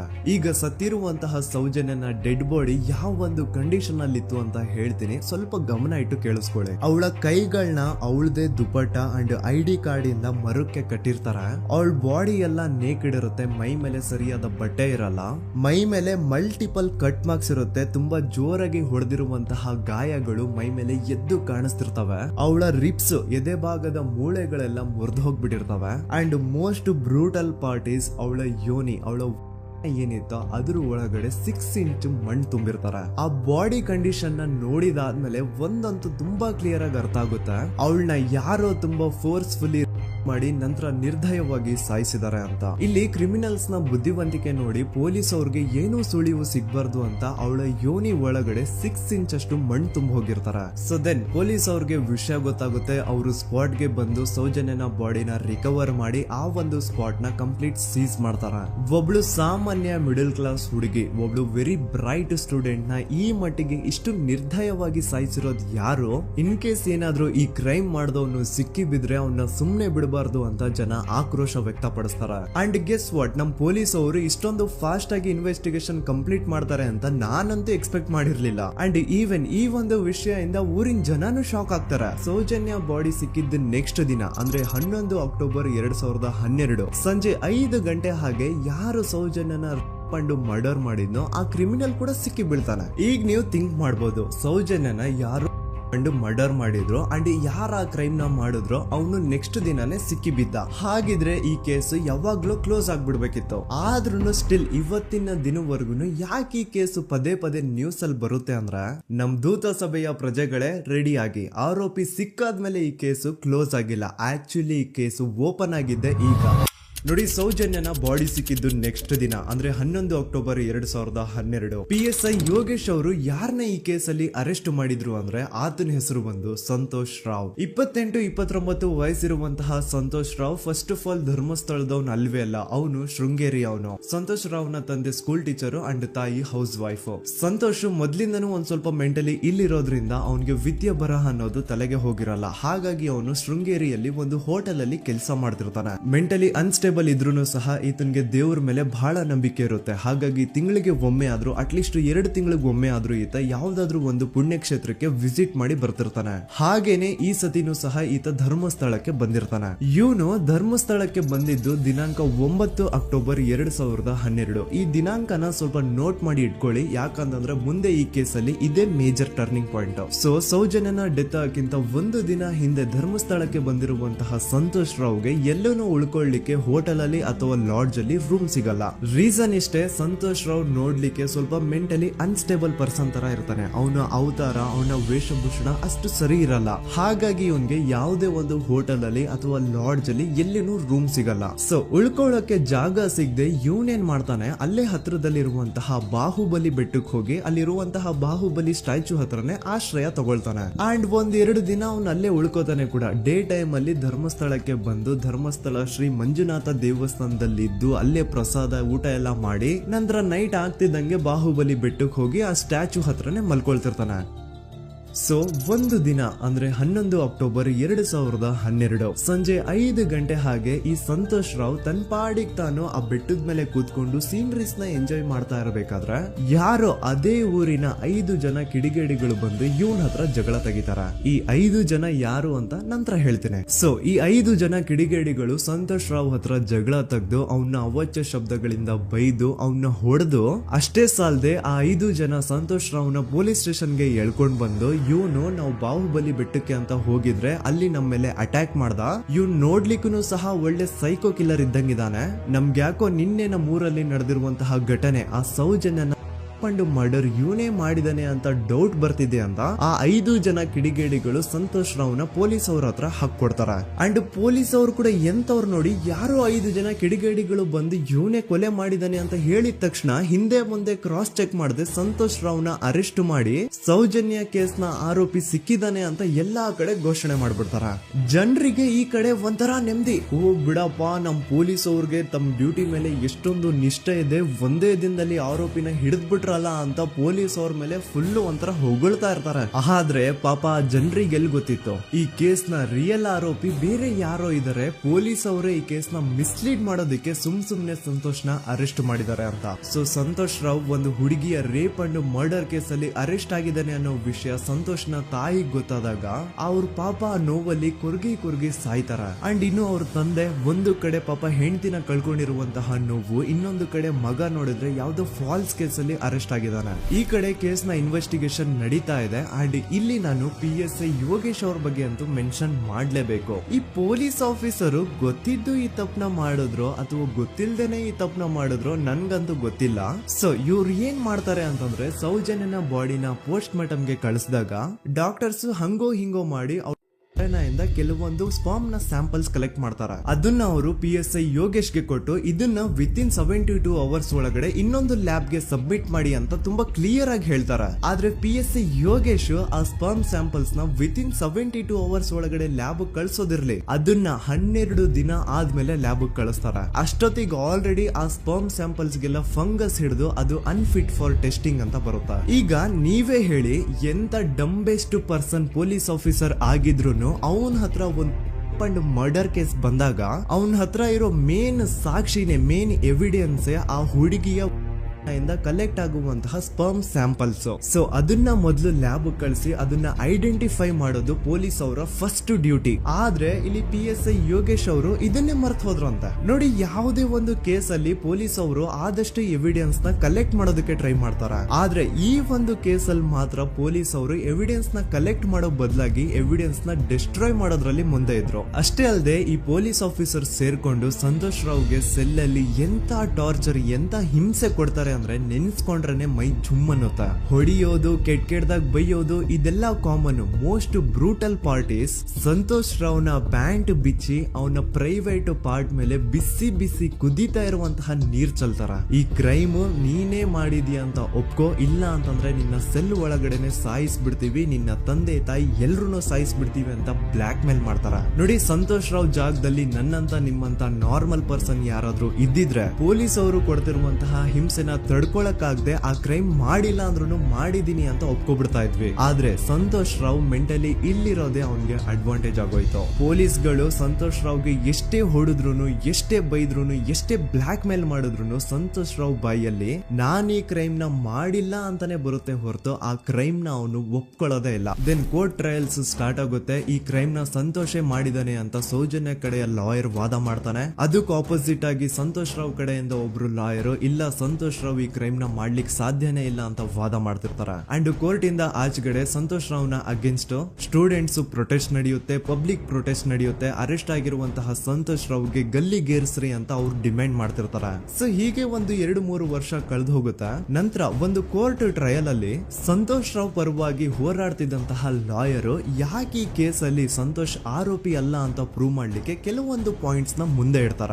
ಅದೇನಂತಂದ್ರೆ ಮೊದಲನೇದಾಗಿ ಸಂತೋಷ್ ರಾವ್ ಈ ಕ್ರೈಮ್ ನ ಮಾಡಿದಾನೆ ಅಂತ ಒಬ್ರು ಒಂದು ಐ ವಿಟ್ನೆಸ್ ಇರಲ್ಲ. ಇನ್ನೊಂದು ಏನು ಅಂತಂದ್ರೆ ಯಾವೊಂದು ಕಂಡೀಷನ್ ಅಲ್ಲಿ, ಯಾವೊಂದು ಬ್ರೂಟಲ್ ಕಂಡೀಷನ್ ಅಲ್ಲಿ ಸೌಜನ್ಯನ ಬಾಡಿ ಸಿಕ್ಕಿತ್ತೋ ಅದನ್ನ ಗಮನದಲ್ಲಿಟ್ಕೊಂಡು ಸ್ವಲ್ಪ ಪ್ರಾಕ್ಟಿಕಲ್ ಆಗಿ ಥಿಂಕ್ ಮಾಡಿದ್ರೆ ಆ ಒಂದು ಭೀಕರ ಕ್ರೈಮ್ ನ ಒಬ್ನೇ ಮಾಡ್ಲಿಕ್ಕೆ ಸಾಧ್ಯನೇ ಇಲ್ಲ. ಇನ್ನೊಂದು ಪಾಯಿಂಟ್ ಏನು ಅಂತಂದ್ರೆ ಸೌಜನ್ಯನ ಇಂದ ಪೊಲೀಸ್ ಅವ್ರಿಗೆ ಯಾವುದೇ ಸ್ಪರ್ಮ್ ಸ್ಯಾಂಪಲ್ ಸಿಗ್ಬಾರ್ದು ಅಂತ 6 ಇಂಚು ಅಷ್ಟು ಮಣ್ಣು ಹಾಕಿರ್ತಾರ. ಸೊ ಈಗ ನೀವೇ ಹೇಳಿ, ಮೆಂಟಲಿ ಇಲ್ಲಿರುವಂತಹ ಪರ್ಸನ್ಗೆ ಇಷ್ಟೊಂದು ಬುದ್ಧಿವಂತಿಕೆ ಇರುತ್ತಾ ಅನ್ಕೊಳ್ಳಿ. ಅಷ್ಟೊಂದು ಬುದ್ಧಿವಂತಿಕೆ ಅವ್ನಿಗಿದ್ರೂನು ಆ ಕ್ರೈಮ್ ಮಾಡಾದ್ಮೇಲೆ ಅವನ ಆ ಊರಿಂದ ಓಡ್ ಹೋಗ್ಬೋದಾಗಿತ್ತು. ಆದ್ರೆ ಮತ್ತ್ಯಾಕೆ ಅವನು ಅದೇ ಊರಲ್ಲೇ ಇರ್ತಾನೆ. ಅಂಡ್ ಸೌಜನ್ಯ ಕೊನೆಯದಾಗಿ ಪ್ರಕೃತಿ ಹಾಸ್ಪಿಟಲ್ ಮುಂದ್ಗಡೆಯಿಂದ ನಡ್ಕೊಂಡು ಹೋಗ್ತಾ ಇರ್ಬೇಕಾದ್ರೆ ಆ ಪ್ರಕೃತಿ ಹಾಸ್ಪಿಟಲ್ ನ ಸೆಕ್ಯೂರಿಟಿ ಗಾರ್ಡ್ ನೋಡ್ತಾನೆ. ಅಂಡ್ ಪ್ರಕೃತಿ ಹಾಸ್ಪಿಟಲ್ ನ ಆಚೆಗಡೆ CCTV ಕ್ಯಾಮರಾನು ಇರುತ್ತೆ. ಸಡನ್ಲಿ ಆ CCTV ಫುಟೇಜ್ ಕೂಡ ಕಾಣೆ ಆಗ್ಬಿಡುತ್ತಾ. ಇನ್ನೊಂದೇನು ಅಂತಂದ್ರೆ ಸೌಜನ್ಯನ ಮರ್ಡರ್ ಆಗಿದ್ದು ನೆಕ್ಸ್ಟ್ ದಿನಾನೇ ಪೊಲೀಸ್ ಅವರು ಆರೋಪಿನ ಹಿಡಿದ್ರು. ಸೊ ಹಾಗಿದ್ದಾಗ ಆ ಕಲೆಕ್ಟ್ ಮಾಡಿರುವಂತಹ ಸ್ಪರ್ಮ್ ಸ್ಯಾಂಪಲ್ಸ್ ನ ಲ್ಯಾಬ್ ಗೆ ಕಳಿಸಿ ಇವನೇ ಆರೋಪಿ ಅಂತ ಕನ್ಫರ್ಮ್ ಮಾಡೋ ಬದಲಾಗಿ ಯಾಕೆ ಪೊಲೀಸ್ ಅವರು ಆ ಸ್ಪರ್ಮ್ ಸ್ಯಾಂಪಲ್ಸ್ ನ ತಮ್ಮ ಹತ್ರನೇ ಇಟ್ಕೊಂಡು 12 ದಿನವರೆಗೂ ಅದಕ್ಕೆ ಫಂಗಸ್ ಹಿಡಿಯೋವರೆಗೂ ಕಾದು ಆಮೇಲೆ ಅದನ್ನ ಲ್ಯಾಬ್ ಕಳಿಸಿದ್ರು. ಅಂಡ್ ಮೇನ್ ಇಂಪಾರ್ಟೆಂಟ್ ಆಗಿ ಸಂತೋಷ್ ರಾವ್ಗೆ ಒಂದು ಗುಪ್ತ ರೋಗ ಇರುತ್ತೆ, ಅದೇ ಫಿಮೋಸಿಸ್ ಅಂತ. ಈ ಕಾಯಿಲೆ ಏನು ಅಂತ ನಾನು ಈ ವಿಡಿಯೋದಲ್ಲಿ ಡೀಟೇಲ್ಡ್ ಆಗಿ ಎಕ್ಸ್ಪ್ಲೈನ್ ಮಾಡ್ಲಿಕ್ಕೆ ಆಗಲ್ಲ. ಜಸ್ಟ್ ತಿಳ್ಕೊಳ್ಳಿ, ಈ ಒಂದು ಕಾಯಿಲೆ ಇರೋರು ಇಂಟಿಮಸಿ ಮಾಡ್ಲಿಕ್ಕೆ ಆಗಲ್ಲ. ಇನ್ ಕೇಸ್ ಮಾಡಿದ್ರು ಅವರು ಸುಖ ಅಲ್ಲ ನರಕ ಕಾಣ್ತಾರ. ಸೊ ಇಷ್ಟೆಲ್ಲ ವ್ಯಾಲಿಡ್ ಪಾಯಿಂಟ್ಸ್, ಇಷ್ಟೆಲ್ಲ ಫ್ಯಾಕ್ಟ್ಸ್ ಕಣ್ ಮುಂದೆ ಇರ್ಬೇಕಾದ್ರೆ ಸ್ಟಿಲ್ ಪೊಲೀಸ್ ಅವರು ಯಾಕೆ ಈ ಕ್ರೈಮ್ ನ ಸಂತೋಷ್ ರಾವ್ ಮಾಡಿದಾನೆ ಅಂತ ಇವನ್ ಹಿಂದೆ ಬಿದ್ದಿದ್ದಾರೆ. ಯಾಕೆ ಅವರು ಈ ಕ್ರೈಮ್ ಇವನ್ ಬಿಟ್ರೆ ಬೇರೆ ಯಾರಾದ್ರೂ ಮಾಡಿರ್ಬೋದಲ್ಲ ಅಂತ ಆ ಆಂಗಲ್ ಅಲ್ಲಿ ಇನ್ವೆಸ್ಟಿಗೇಷನ್ ಮಾಡ್ತಿಲ್ವಲ್ಲ ಅಂತ ಪೊಲೀಸ್ ಅವರ ಇನ್ವೆಸ್ಟಿಗೇಷನ್ ಮೇಲೆ ಈಗ ಕ್ವಶನ್ ಬರುತ್ತೆ. So after hearing all of this ಎಲ್ಲರಿಗೂ ಈಗ ಪೊಲೀಸ್ ಅವರ ಇನ್ವೆಸ್ಟಿಗೇಷನ್ ಇನ್ವೆಸ್ಟಿಗೇಷನ್ ಮೇಲೆ ಡೌಟ್ ಬರುತ್ತೆ. ಅಂಡ್ ಈವನ್ ಸೌಜನ್ಯ ಅವ್ರ ಮನೆಯವರು ಕೂಡ ನಿಜವಾದ ಆರೋಪಿ ಸಂತೋಷ್ ಅಲ್ಲ ಅಂತ ತಮ್ಮ ಅಭಿಪ್ರಾಯನ ವ್ಯಕ್ತಪಡಿಸ್ತಾರೆ. ಆಗ ಅಲ್ಲಿವರೆಗೂ ಸಂತೋಷ್ ರಾವ್ನ ಗಲ್ಲಿಗೇರಿಸಿ ಅಂತ ಏನು student protest and public protest ಎಲ್ಲ ನಡೀತಾ ಇತ್ತು, ಈಗ ಅದೆಲ್ಲ ನಿಂತು ಹೋಗಿ ಎಲ್ಲಾ ಹೇಟ್ ರೇಡ್ ಪೊಲೀಸ್ ಅವ್ರ ಕಡೆಗೆ ಹೋಗುತ್ತೆ. ಪೊಲೀಸ್ ಅವರು ಈ ಕೇಸಲ್ಲಿ ಕರಪ್ಟ್ ಆಗಿದ್ದಾರೆ, ಪೊಲೀಸ್ ಅವರೇ ಸತ್ಯ ಮುಚ್ಚಿಡ್ಲಿಕ್ಕೆ ಟ್ರೈ ಮಾಡ್ತಿದ್ದಾರೆ. ಹಾಗಾಗಿ ಈ ಕೇಸ್ನ ಇನ್ಮುಂದೆ ಪೊಲೀಸ್ ಅವರಲ್ಲದೆ ಸಿಬಿಐ ಅವರು ಇನ್ವೆಸ್ಟಿಗೇಷನ್ ಮಾಡಬೇಕು, ಈ ಕೇಸ್ನ ಸಿಬಿಐ ಒಪ್ಸಿ ಅಂತ ಅಗೇನ್ ಪ್ರೊಟೆಸ್ಟ್ ಗಳು ಸ್ಟಾರ್ಟ್ ಆಗ್ತವೆ. ಸೊ ಧರ್ಮಸ್ಥಳದಲ್ಲಿ ಇಷ್ಟೊಂದು ಹೋರಾಟಗಳಾಗ್ತಿದಾವೆ, ಒಬ್ಳು ಹುಡುಗಿ ಜೊತೆ ಇಷ್ಟೊಂದು ಅನ್ಯಾಯ ಆಗಿದೆ, ಆದ್ರೂ ಸಹ ಧರ್ಮಾಧಿಕಾರಿ ಏನು ಮಾತೇ ಆಡ್ತಿಲ್ವಲ್ಲ ಈ ಹುಡುಗಿ ಬಗ್ಗೆ ಅಂತ ಜನರು ಪ್ರಶ್ನೆ ಮಾಡಿದಾಗ ಆಗ ಧರ್ಮಾಧಿಕಾರಿನೂ ಜನರು ಮುಂದೆ ಬಂದ್ಬಿಟ್ಟು ಈ ಕೇಸ್ನ ಸಿಬಿಐ ಒಪ್ಸಿ ಅಂತ ಹೋರಾಟ ಮಾಡ್ತಾರ. ನಂತರ ಈ ಒಂದು ಕೇಸು ಪೊಲೀಸ್ ಅವರಿಂದ ಸಿಬಿಐ ಕೈಗೆ ಹೋಗುತ್ತೆ. ಸಿಬಿಐ ಕೈಗೆ ಹೋಗಿದ ತಕ್ಷಣ ಇಲ್ಲೇನು ಸತ್ಯ ಹೊರಗೆ ಬಂದಿಲ್ಲ. ಆ ಸಿಬಿಐ ಅವರು 3-4 ವರ್ಷ ಟೈಮ್ ತಗೊಂಡು ಮತ್ತೆ ಈ ಒಂದು ಕೇಸ್ನ ಇನ್ವೆಸ್ಟಿಗೇಷನ್ ಮಾಡ್ತಾರ. ಆದ್ರೆ ಅಲ್ಲೇನು ಇನ್ವೆಸ್ಟಿಗೇಷನ್ ಮಾಡ್ಲಿಕ್ಕೆ ಉಳ್ದೇ ಇರಲ್ಲ. ಆ ಪೊಲೀಸ್ ಅವರು ಅವ್ರ ಕೈಯಲ್ಲಿ ಈ ಕೇಸ್ ಇದ್ದಷ್ಟು ದಿನ ಎಷ್ಟಾಗುತ್ತೋ ಅಷ್ಟು ಎವಿಡೆನ್ಸ್ ನ ಡಿಸ್ಟ್ರಾಯ್ ಮಾಡ್ಬಿಟ್ಟಿರ್ತಾರ. ಸೊ ಹಾಗಾಗಿ ಅಲ್ಲಿ ಸಿಬಿಐ ಅವ್ರಿಗೆ ಇನ್ವೆಸ್ಟಿಗೇಷನ್ ಮಾಡ್ಲಿಕ್ಕೆ ಏನ್ ಉಳ್ದೇ ಇರಲ್ಲ. ಆದ್ರೂ ಸ್ಟಿಲ್ ಅವರು 3-4 ಇಯರ್ಸ್ ಟೈಮ್ ತಗೊಂಡು ನಂತರ ಫೈನಲಿ ಒಂದು ರಿಪೋರ್ಟ್ ನ ಕೋರ್ಟ್ ಗೆ ಸಬ್ಮಿಟ್ ಮಾಡ್ತಾರ. ಅಂಡ್ ಸಿಬಿಐ ಅವರು ಕೋರ್ಟ್ ಗೆ ಸಬ್ಮಿಟ್ ಮಾಡಿರುವಂತಹ ಆ ಒಂದು ರಿಪೋರ್ಟ್ ಅಲ್ಲಿ ಏನಿತ್ತು ಅಂದ್ರೆ ಸಿಬಿಐ ಇನ್ವೆಸ್ಟಿಗೇಷನ್ ಕನ್ಫರ್ಮ್ಸ್ ದಟ್ ಈ ಒಂದು ಕ್ರೈಮ್ ನ ಸಂತೋಷ್ ರಾವ್ ಮಾಡಿದಾನೆ ಅಂತ. ಆದ್ರೆ ಐರಾನಿ ಈಸ್ ಇದೇ ಒಂದು ರಿಪೋರ್ಟ್ ಅಲ್ಲಿ ಇವ್ರು ಏನ್ ಹೇಳ್ತಾರೆ ಅಂದ್ರೆ ಅವ್ರಿಗೆ ಯಾವುದೇ ತರ ಎವಿಡೆನ್ಸ್ ಸಿಕ್ಕಿಲ್ಲ ಅಂತ. ಯಾಕಂದ್ರೆ ಈ ಸೌಜನ್ಯ ಕೇಸು ಪೊಲೀಸ್ ಅವ್ರ ಕೈಯಲ್ಲಿ ಇದ್ದಾಗ ಪೊಲೀಸ್ ಅವರು ತಮ್ಮ ನಿರ್ಲಕ್ಷ್ಯದಿಂದ ಎಲ್ಲಾ ಎವಿಡೆನ್ಸ್ ನ ಕಳ್ಕೊಂಡ್ಬಿಟ್ಟಿರ್ತಾರ. ಅಂತದ್ರಲ್ಲಿ ಯಾವ ಒಂದು ಆಧಾರದ ಮೇಲೆ ಇವರು ಸಂತೋಷ್ ರಾವ್ ಈ ಕ್ರೈಮ್ ನ ಮಾಡಿದ್ದಾರೆ ಅಂತ ಕ್ವಶನ್ ಮಾಡಿದಾಗ ಸಿಬಿಐ ಅವ್ರ ಕಡೆಯಿಂದ ನೋ ಆನ್ಸರ್. ನೋಡಿ, ಮೊದ್ಲು ಈ ಒಂದು ಕೇಸ್ ನ ಪೊಲೀಸ್ ಅವರು ಇನ್ವೆಸ್ಟಿಗೇಷನ್ ಮಾಡಿ ನಂತರ ಈ ಒಂದು ಕೇಸು ಸಿಬಿಐ ಅವ್ರ ಕೈಗೆ ಹೋಗಿ ಅವರು 3-4 ವರ್ಷ ಟೈಮ್ ತಗೊಂಡು ಇನ್ವೆಸ್ಟಿಗೇಷನ್ ಮಾಡಿ ದೆನ್ ಫೈನಲ್ ರಿಪೋರ್ಟ್ ನ ಕೋರ್ಟ್ ಗೆ ಸಬ್ಮಿಟ್ ಮಾಡೋಷ್ಟ್ರಲ್ಲಿ ಸುಮಾರು 5-6 ವರ್ಷ ಕಳೆದು ಹೋಗಿರುತ್ತೆ. ಅಂಡ್ ಸ್ಟಿಲ್ ಈ ಒಂದು ಕೇಸಲ್ಲಿ ಏನೂ ಕನ್ಕ್ಲೂಷನ್ ಸಿಕ್ಕಿರಲ್ಲ. ಎವ್ರಿ ಇಯರ್ ಸೌಜನ್ಯನ ಬರ್ತ್ಡೇ ಇದ್ದಾಗ ಅಥವಾ ತಿಥಿ ಇದ್ದಾಗ ಅವಳನ್ನ ನೆನೆಸ್ಕೊಂಡು ಅವಳ ಹೆಸರಲ್ಲಿ public protest and student protest ನಡೀತಾನೆ ಇರ್ತವೆ. ಸೊ ಒಂದು ದಿನ ಈ ಒಂದು ಪ್ರೊಟೆಸ್ಟ್ ಗಳ ನ್ಯೂಸ್ ಗಿರೀಶ್ ಮುಟ್ಟಣ್ಣನವರ ಗಮನಕ್ಕೆ ಬರುತ್ತೆ. ಯಾರು ಈ ಗಿರೀಶ್ ಮುಟ್ಟಣ್ಣನವರ ಅಂದ್ರೆ ಇವರು very honest X police man. ನೀವು ನಂಬಲ್ಲ, ಇವರು ಪೊಲೀಸ್ ಆಫೀಸರ್ ಇದ್ದಾಗ ಪಬ್ಲಿಕ್ ಅಲ್ಲಿ ಒಬ್ಬ MLA ಹೊಡೆದಿರ್ತಾರ. ಅಷ್ಟೇ ಅಲ್ಲ, ಪೊಲೀಸ್ ಡಿಪಾರ್ಟ್ಮೆಂಟ್ ಅಲ್ಲಿ ಕರಪ್ಷನ್ ಇದೆ, ಕರಪ್ಷನ್ ಇದ್ದಿದ್ ಕಡೆ ನಾನ್ ಇರಲ್ಲ ಅಂತ ಹೇಳ್ಬಿಟ್ಟು ತಮ್ಮ ಪೊಲೀಸ್ ಡ್ಯೂಟಿನ ಬಿಟ್ಬಿಟ್ಟು ಈಗ ಸಮಾಜದಲ್ಲಿ ಏನೇ ಅನ್ಯಾಯ ಆಗಿದ್ರು ಅದ್ರ ಅಗೇನ್ಸ್ಟ್ ವಾಯ್ಸ್ ರೈಸ್ ಮಾಡ್ತಿದಾರೆ. ಸೊ ಈ ಗಿರೀಶ್ ಮುಟ್ಟಣ್ಣನವರಿಗೆ ಸೌಜನ್ಯ ಕೇಸ್ ಬಗ್ಗೆ ಗೊತ್ತಾದಾಗ ಅವ್ರಿಗೆ ಈ ಕೇಸು ತುಂಬಾನೇ ಕಾಡುತ್ತೆ. ಅಲ್ಲ, ಇಷ್ಟೊಂದು ವರ್ಷಗಳಾಗೋಯ್ತು ಆ ಹುಡುಗಿ ಜೊತೆ ಅನ್ಯಾಯ ಆಗಿ, ಸ್ಟಿಲ್ ಈ ಒಂದು ಕೇಸ್ ನ ಕನ್ಕ್ಲೂಷನ್ ಸಿಕ್ತಿಲ್ವಲ್ಲ, ಏನ್ ನಡೀತಿದೆ ಧರ್ಮಸ್ಥಳದಲ್ಲಿ ಅರ್ಥ ಆಗ್ತಿಲ್ವಲ್ಲ ಅಂತ ಈ ಗಿರೀಶ್ ಅವರು ತಮ್ಮ ಹಳೆ ಪೊಲೀಸ್ ಕಾಂಟ್ಯಾಕ್ಟ್ಸ್ ನ ಯೂಸ್ ಮಾಡ್ಕೊಂಡು ಆ ಸೌಜನ್ಯ ಕೇಸ್ ಫೈಲ್ ನ ಒಂದು ಕಾಪಿನ ತಮ್ಮ ಹತ್ರ ತರಿಸ್ಕೋತಾರ. ಆ ಒಂದು ಕೇಸ್ ಫೈಲ್ ಅಲ್ಲಿ ಸೌಜನ್ಯ ಬಗ್ಗೆ ಅಷ್ಟೇ ಅಲ್ಲದೆ ಸಂತೋಷ್ ರಾವ್ ಬಗ್ಗೆನೂ ಇನ್ಫಾರ್ಮೇಶನ್ ಇರುತ್ತೆ. ಅಂಡ್ ಗಿರೀಶ್ ಅವರು ಸಂತೋಷ್ ಬಗ್ಗೆ ಇರುವಂತಹ ಇನ್ಫಾರ್ಮೇಶನ್ ನೋಡ್ತಾ ಇರ್ಬೇಕಾದ್ರೆ ಅವರು ಒಂದು ವಿಷಯನ ನೋಟಿಸ್ ಮಾಡ್ತಾರ. ಅದೇನಂತಂದ್ರೆ ಪೊಲೀಸ್ ಅವರು ಸಂತೋಷ್ ರಾವ್ನ ಬರೀ ಸೌಜನ್ಯ ಕೇಸಲ್ಲಿ ಒಂದೇ ಫಿಟ್ ಮಾಡಿರಲ್ಲ, ಸೌಜನ್ಯ ಸಾಯೋಕ್ಕಿಂತ 20 ದಿನ ಹಿಂದೆ ಧರ್ಮಸ್ಥಳದಲ್ಲೇ ನಡೆದಿರುವಂತಹ ಒಂದು ಕ್ರೈಮ್ ಅಲ್ಲಿನೂ ಸಹ ಸಂತೋಷ್ ರಾವೇ ಆರೋಪಿ ಅಂತ ಮೆನ್ಷನ್ ಮಾಡಿರ್ತಾರ. ಸೊ ಸೌಜನ್ಯ ಕೇಸ್ ಬಿಟ್ಟು ಆ ಇನ್ನೊಂದು ಕೇಸ್ ಯಾವುದು, ಅದಕ್ಕೂ ಸಂತೋಷ್ಗೂ ಏನ್ ಸಂಬಂಧ, ಅದ್ರಲ್ಲಿ ಯಾಕೆ ಸಂತೋಷ್ನ ಪೊಲೀಸ್ ಅವರು ಫಿಟ್ ಮಾಡಿದ್ರು ಅಂತ ಪ್ರತಿಯೊಂದು ಹೇಳ್ತೀನಿ. ಆದ್ರೆ ನಾನಿಲ್ಲಿ ಯಾರ್ದೂನು ರಿಯಲ್ ನೇಮ್ಸ್ ನ ಬಳಸಲ್ಲ. ಯಾಕಂದ್ರೆ ಮುಂದೆ ಕೇಸಲ್ಲಿ ತುಂಬಾ ದೊಡ್ಡ ದೊಡ್ಡ ಪವರ್ಫುಲ್ ವ್ಯಕ್ತಿಗಳ ಹೆಸರುಗಳು ಬರ್ತವೆ. ಅಂಡ್ ನನ್ ವಿಡಿಯೋ ಯೂಟ್ಯೂಬ್ ಇಂದ ಡಿಲೀಟ್ ಆಗೋದು ನನ್ಗೆ ಇಷ್ಟ ಇಲ್ಲ. ಹಾಗಾಗಿ ನಾನಿಲ್ಲಿ ಯಾರ್ದೂನು ರಿಯಲ್ ನೇಮ್ಸ್ ನ ಬಳಸ್ತಿಲ್ಲ. ಬಟ್ ಯಾರ ಬಗ್ಗೆ ಹೇಳ್ತಿದ್ದೀನಿ ಅಂತ ಒಂದ್ ಸ್ವಲ್ಪ ನೀವೇ ಅರ್ಥ ಮಾಡ್ಕೊಳ್ಳಿ.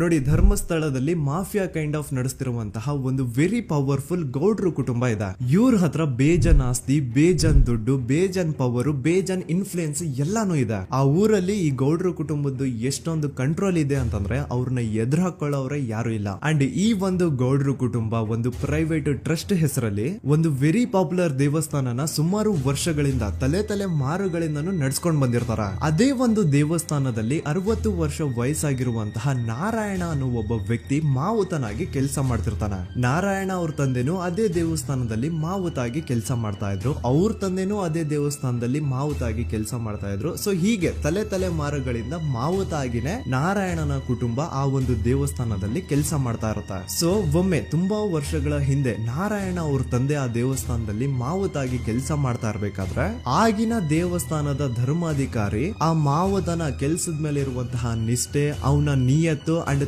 ತಲೆಮಾರುಗಳಿಂದ ಅವರು ದೇವಸ್ಥಾನಕ್ಕೆ ಸಲ್ಲಿಸ್ತಿರುವಂತಹ ಸೇವೆನ ಮೆಚ್ಚಿ ಆ ಧರ್ಮಾಧಿಕಾರಿ ಆ ನಾರಾಯಣ ಅವ್ರ ತಂದೆ ಆ ಮಾವುತನಿಗೆ ಒಂದು ಜಮೀನ ಕೊಡ್ತಾರೆ ಆಸ್ ಎ ಗಿಫ್ಟ್ ಆಗಿ. ಸೊ ಈಗ ಫ್ಲಾಶ್ ಬ್ಯಾಕ್ ಇಂದ ಒಂದ್ ಸ್ವಲ್ಪ ಮುಂದೆ ಬರುವ 2010-11ರಲ್ಲಿ ಯಾವೊಂದು ಜಮೀನ ಆಗಿನ ಧರ್ಮಾಧಿಕಾರಿ ನಾರಾಯಣ ಅವ್ರ ತಂದೆಗೆ ಆಸ್ ಎ ಗಿಫ್ಟ್ ಆಗಿ ಕೊಟ್ಟಿದ್ರು, ಈಗ ನಾರಾಯಣ ಅವ್ರ ತಂದೆ ಸತ್ ಹೋಗಿ ಆ ಒಂದು ಜಮೀನು ನಾರಾಯಣ ಹೆಸರಿಗೆ ಆಗಿರುತ್ತೆ. ಅಂಡ್ ಆಗಷ್ಟೇ ಗೊತ್ತಾಗುತ್ತೆ ಆ ಜಮೀನ ವೆರಿ ಆಪೋಸಿಟ್ ಒಂದು ದೊಡ್ಡ ಹೈವೇ ಬರ್ತಿದೆ ಅಂಡ್ ಅದರಿಂದ ಜಮೀನ ರೇಟು 10 ಪಟ್ಟು ಜಾಸ್ತಿ ಆಗುತ್ತೆ ಅಂತ. ಸೊ ಈ ವಿಷಯ ಗೊತ್ತಾಗಿ ನೋಡಿ ದಾನ ಮಾಡದಂತಹ ಧರ್ಮಾಧಿಕಾರಿ ಅಂತೂ ಸತ್ ಹೋದ್ರು, ಆದ್ರೆ ಅವ್ರ ಮುಂದಿನ ಪೀಳಿಗೆ ಅವ್ರಿಗೆ ಈ ಜಮೀನ್ ಮೇಲೆ ಕಣ್ಬಿದ್ದು ನಾರಾಯಣ ಅವ್ರ ಹತ್ರ ಆ ಜಾಗನ ವಾಪಸ್ ಕೇಳ್ತಾರ. ಆದ್ರೆ ನಾರಾಯಣ ಕೊಡಲ್ಲ. ಇಲ್ಲ ನಾನ್ ಯಾಕೆ ಕೊಡ್ಲಿ, ನಮ್ ತಂದೆಯಿಂದ ಸಿಕ್ಕಿರುವಂತಹ ಜಮೀನ್ ಇದು, ನಮ್ ತಂದೆಯ ಕೊನೆ ಗುರುತು ಇದು ನನ್ನ ಹತ್ರ ಇರೋದು, ಸೊ ಇದನ್ನ ನಾನ್ ಯಾವುದೇ ಕಾರಣಕ್ಕೂ ಬಿಟ್ಕೊಡಲ್ಲ ಅಂತ ಆ ಗೌಡ್ರು ಕುಟುಂಬನ ನಾರಾಯಣ ಎದುರು ಹಾಕೋತಾರ. ಆಗ ಗೌಡ್ರು ಕುಟುಂಬದವ್ರಿಗೆ ಕೋಪ ಬಂದು ಅವ್ರೇನ್ ಮಾಡ್ತಾರೆ ಅಂದ್ರೆ ನಾರಾಯಣ ಮನೆಗೆ ನೀರಿನ ಸಪ್ಲೈ ಇರುತ್ತಲ್ವಾ ಅದನ್ನ ಬಂದ್ ಮಾಡ್ತಾರ, ಎಲೆಕ್ಟ್ರಿಸಿಟಿ ಸಪ್ಲೈನು ಕಟ್ ಆಫ್ ಮಾಡ್ತಾರ, ಊರಲ್ಲಿ ಇರುವಂತಹ ಎಲ್ಲಾ ಚರಂಡಿಗಳನ್ನ ಕ್ಲೀನ್ ಮಾಡಿ ಆ ಕಸ ಏನಿರುತ್ತೋ ಅದನ್ನ ತಂದು ನಾರಾಯಣ ಮನೆ ಮುಂದೆ ಹಾಕ್ತಾರ. ಇಷ್ಟೇ ಅಲ್ಲ, ನಾರಾಯಣ ಅವ್ರ ಹೆಂಡತಿ ಮಕ್ಕಳು ಎಲ್ಲಾದ್ರೂ ಆಚೆ ಹೋಗ್ತಾ ಬರ್ತಾ ಇದ್ರೆ ಅವ್ರನ್ನ ಕೆಟ್ಟದಾಗ ಬೈಯೋದು, ಹೊಡ್ಕೊಳ್ಳೋದು, ಬಡ್ಕೊಳ್ಳೋದೆಲ್ಲ ಮಾಡ್ತಿರ್ತಾರ. ಇಷ್ಟೆಲ್ಲ ಆಗ್ತಾ ಇದ್ರು ಸ್ಟಿಲ್ ನಾರಾಯಣ ಮಾತ್ರ ಆ ಜಾಗನ ಬಿಟ್ಕೊಡಲ್ಲ. ಆ ಜಾಗದಗೋಸ್ಕರ ನೀನ್ ಬೇಕಿದ್ರೆ ಇದನ್ನೆಲ್ಲ ಸಹಿಸ್ಕೊಂಡಿರಪ್ಪ, ನಮ್ ಕೈಲಂತೂ ಆಗಲ್ಲ ಅಂತ ನಾರಾಯಣನ ಹೆಂಡತಿ ಮಕ್ಕಳು ಅವನ್ನ ಬಿಟ್ಟು ಬೇರೆ ಊರಿಗೆ ಹೋಗ್ಬಿಡ್ತಾರ. ಈಗ ಮನೆಯಲ್ಲಿ ನಾರಾಯಣ ಅಂಡ್ 45 ವರ್ಷ ವಯಸ್ಸಿರುವಂತಹ ನಾರಾಯಣ ಅವ್ರ ತಂಗಿ ಯಮುನಾ ಅವ್ರು ಮಾತ್ರ ಇಬ್ರೇ ಇರ್ತಾ ಇದ್ರು.